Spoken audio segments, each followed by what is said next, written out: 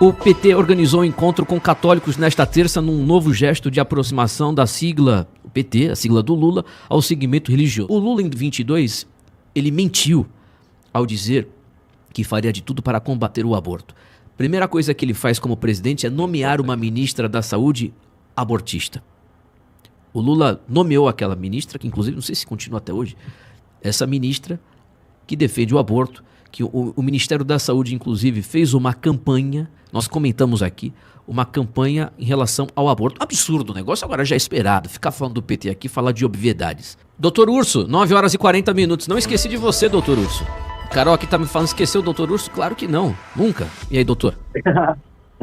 Não, olha, esse é um aceno claro do PT para tentar aumentar a sua base eleitoral, principalmente entre grupos religiosos. Até cruzando a notícia de mais cedo que foi a pesquisa Atlas com essa questão, olha que interessante. O PT hoje já lidera entre os católicos. Eles têm um percentual de quase 50% dos votos. É 48,5%. Já o Flávio Bolsonaro tem mais de 10 pontos a menos. Então o Flávio fica com 37% dos votos. Então o PT já tem boa parte do público católico com ele. Por que isso? Dois motivos centrais. Primeiro, a região mais católica do Brasil é o Nordeste. Então, automaticamente, você já tem essa aproximação e você vai ter mais nordestinos católicos, então, automaticamente, já tem essa correlação. Segundo, foi porque, como vocês muito bem lembraram, o PT se utilizou, desde a sua fundação, de aproximação com grupos católicos. Para quem não sabe, na década de 70, a Igreja Católica migrou boa parte para a TFP, que era um movimento tradicionalista mais ligado à direita, principalmente com a figura do Plínio Corrêa de Oliveira, que era um intelectual de direita, e a TFP apoiou o golpe militar de 64, e isso fez com que a Igreja Católica começasse a ser uma das fundadoras do regime. O que aconteceu foi que, já nos anos 70, 80, com a intensificação da tortura, muitos grupos católicos que vinham da renovação carismática, os grupos progressistas, romperam e criaram principalmente as comunidades eclesiásticas de base e a Comissão Pastoral da Terra, que eram grupos católicos que defendiam reforma agrária e eram próximos do MST. O PT utilizou isso como uma base eleitoral sólida desde as suas primeiras eleições, porque elas tinham, de fato, uma difusão muito grande, principalmente nos interiores. Então, isso fazia com que eles conseguissem ampliar seu curral eleitoral. Então, tudo isso faz com que o PT tenha essa aproximação histórica. Agora, é interessante, outros pontos, né, também voltando à pesquisa, o Flávio está tão mal, o público evangélico, que era um público que ele sempre teve maior aderência, está basicamente empatado. Então o Flávio ele ainda está um pouco sutil à frente, então ele está com 42% e o Lula está com 40%. Então, assim, é uma diferença muito, muito ínfima. E aí, onde o PT nada de braçada é o público ateu. Então, 75% dos votos ateus vão para o Lula. É realmente assustador. Já os ateus com o Flávio são 8%. Então, vocês veem que, de fato, o PT tem essa aderência maior ao público ateu. Mas, como o Brasil é majoritariamente um país cristão, eles vão precisar dos católicos. E aí, essa é uma estratégia do PT de tentar reduzir. Por que isso aconteceu? Foi feita uma pesquisa interna o que impedia que o PT crescesse ainda mais entre os grupos evangélicos e grupos católicos. E essa pesquisa indicou o quê? Que o principal ponto que impede o crescimento do PT entre grupos católicos é o aborto. Então, por isso que eles vão soltar essa carta, dizendo que esse assunto já está encerrado, superado, e que o PT não vai tentar fazer nenhuma incursão pró-aborto. Isso é uma tentativa de ampliar ainda mais seu curral eleitoral dos grupos católicos. Se vai funcionar, acompanhamos os próximos capítulos. Agora, no público evangélico, isso eles não conseguem avançar com tanta força, principalmente por uma questão. Os evangélicos são, primeiro, muito difusos, então você tem vários pastores, e segundo que, em geral, eles ainda veem a figura do pastor como uma figura muito grande, muito importante, até mais forte que os católicos. Então, geralmente o evangélico tem a figura do pastor como algo mais sacramental do que o católico tem, por exemplo, a figura de um padre. Esse é um ponto importante. E aí o PT teria que dialogar com cada pastor, seria um trabalho muito mais árduo de base.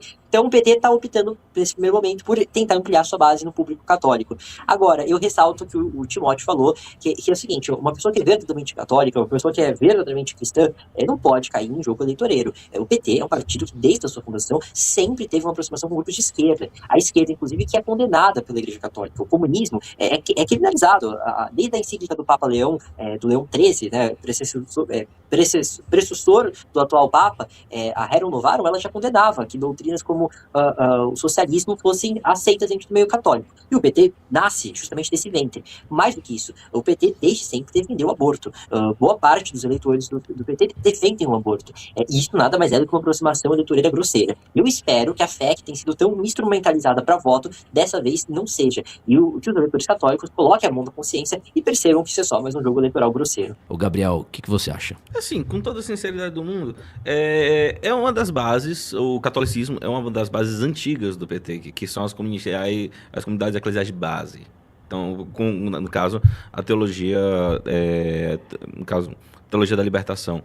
Mas assim, é o esperado, já houve a carta ao empresariado que o Lula fez no primeiro mandato dele, de tentativa de dialogar, mas a fé é algo, na minha visão, como cristão que sou, é algo diferente, não é algo mercadológico e não é algo a ser comprado e não é algo a ser convencido. Não à toa, existe um certo movimento de tanto cristãos, tanto católicos quanto protestantes, nas redes sociais de uma volta às tradições, de uma volta à intelectualidade teológica e coisas assim do gênero. Não à toa, sei lá, um pastor conhecido meu lá também, lá de Fortaleza, pastor Iago Martins, e cresce bastante com relação às visualizações e tudo. E usar do altar do Senhor, do púlpito, ou sei lá, de qualquer espaço de fé, na minha opinião, é uma das coisas mais sórdidas que se pode fazer na política. Sim, eu sou coordenador do MBL e tal, às vezes sou chamado para pregar em algumas igrejas e tudo, mas levar para o altar do Senhor, ou para a palavra, ou para a mensagem que é para ser propagada, qualquer conteúdo político é algo que, sei lá, corrompe a pureza da fé, é algo que é indigno. E ainda mais as pautas que a esquerda e o PT defendem. Não tem como. Não tem como se misturar. Água e óleo. Não diria que nem água e óleo. É do tipo, sei lá, água e petróleo. Não dá pra misturar as duas coisas ao mesmo tempo. Agora, eles encontram caminhos para, entre aspas, misturar as coisas. Não tem padre, eu quero deixar isso claro, que não existe padre ou pastor petista, existe militante petista. Sim. O nome militante pastor, travestido ele tá travestido para levar você, travestido de pastor. Porque o que interessa para eles é o poder, é a ideologia. A divindade deles não é Jesus Cristo, não é Deus.